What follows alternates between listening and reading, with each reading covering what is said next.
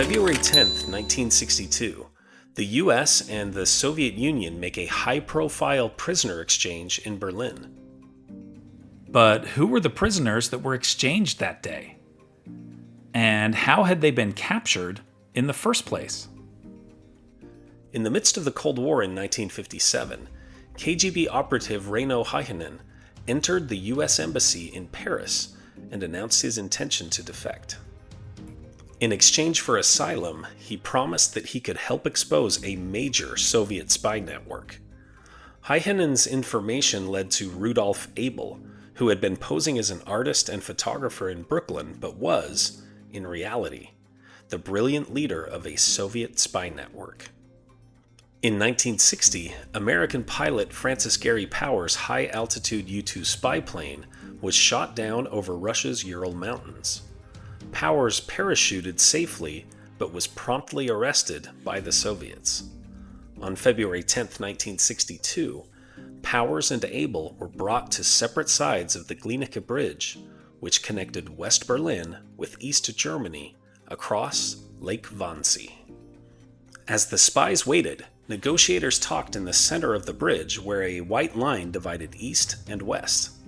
Finally, Powers and Abel were waved forward, and they crossed the line on the bridge at the same moment at 8:52 a.m. Just before the transfer, Frederic Pryor, an American student held in East Germany since August 1961, was also released at a different crossing. To learn more about this spy swap, I highly recommend the 2015 movie Bridge of Spies. It's directed by Steven Spielberg and stars Tom Hanks as American lawyer James B. Donovan, who helped negotiate the prisoner exchange.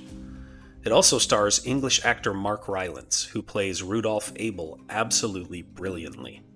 He rightfully won the Academy Award for Best Supporting Actor for his performance.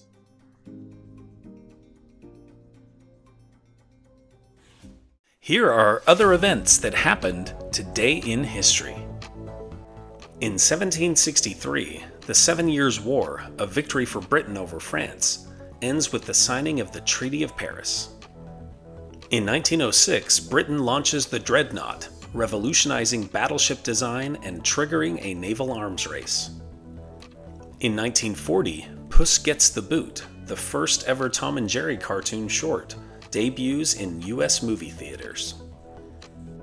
In 1970, an avalanche kills 42 at a French ski resort in the worst such disaster in the country's history.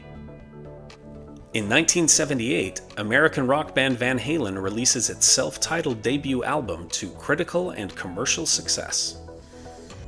In 2007, first-term Senator Barack Obama announces his candidacy for U.S. President in Springfield, Illinois. In 2022, the U.S. Labor Department reports that inflation has risen to a 4-decade high of 7.5%.